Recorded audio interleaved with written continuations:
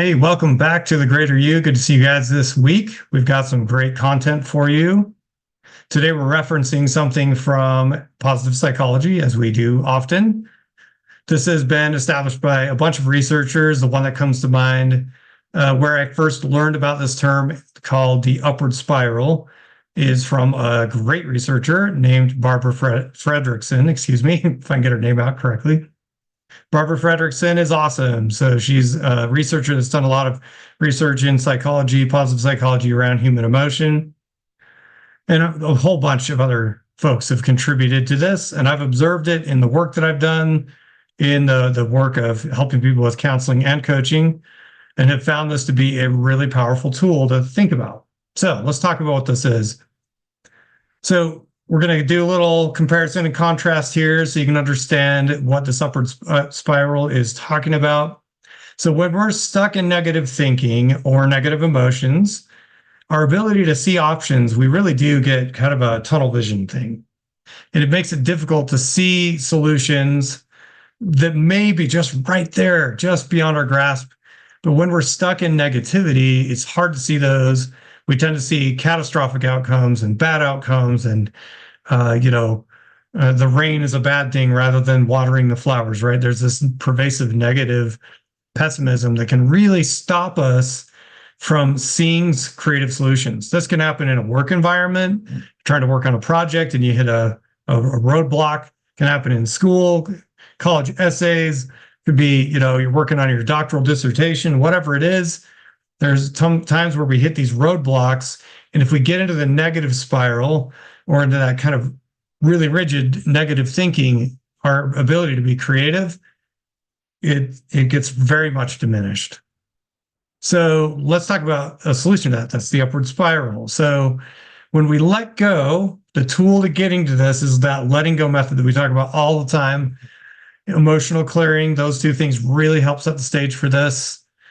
When we really let go at a deep level and anchor ourselves back into the correct mindset, remember we've talked about this before, growth mindset or optimism, that I can attitude. I think of that Charles Swindoll quote where he talks about, hey, life is really 10% what happens to me and 90% attitude. I agree with Charles Swindoll on that. That's a great quote.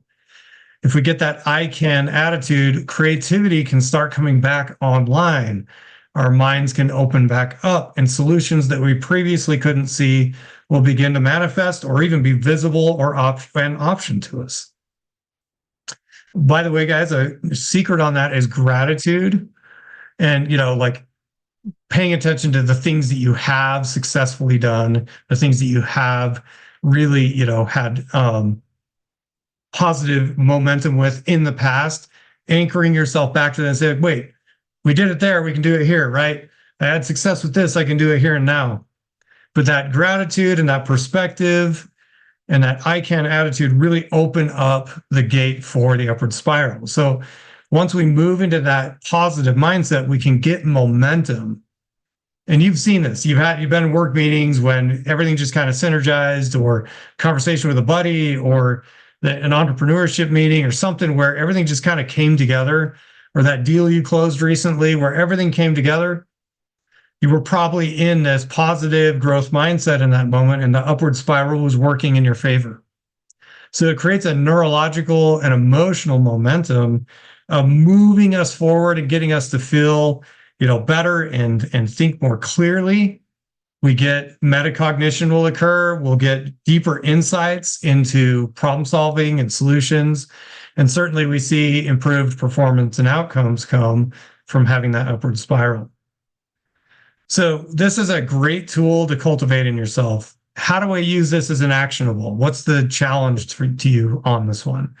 It would be to catch yourself when you're in kind of that negative walled space, if you're in a closed mindset, and kind of say like, whoa, how did I get here? What can I do? What do I need to let go of so that I can cut a door in that wall and get myself back to, gratitude, get myself back to productivity, get myself back to options, instead of asking yourself the question, kind of like saying fatalistic things like, really, there's no way to do this. This can't be done. Saying, how can this be done? Asking that question. What can I do to make this happen? what is my part in opening this door? Using that accountability, using those open-ended questions, anchoring ourselves back to previous solutions, and anchoring ourselves to gratitude, showing gratitude to your team. If your team's stuck, let them know, like, hey, guys, we're all stuck. This has been a really tough time. Let's all take a break. I really appreciate you guys for working so hard on this project, and I can see that we need a break. Let's come back in 30 minutes. Everyone go take a walk, get some food, get some whatever, hydrate, get yourself going again, and then let's come back and see if we can find some solutions. Showing that gratitude to the team might just be the thing that tips it to where people start getting back into that upward spiral. And it is a spiral that moves upwards because, like attracts like, right? So if you're in this positive mindset and people are feeling that energy and they're kind of working with you in that team environment, you're going to get that synergy power that comes up that Dr. Covey used to talk about, Stephen Covey used to talk about all the time. And then you'll see that positive momentum build. So once again, like this video. If you liked it, it was good to spend some time with you. I love the upward spiral. I love it when I'm in it. I hope that you guys can get in it too. Like this video if you liked it, and subscribe to the channel. We've got more content to come. Thank you so much for your time. We'll talk to you soon.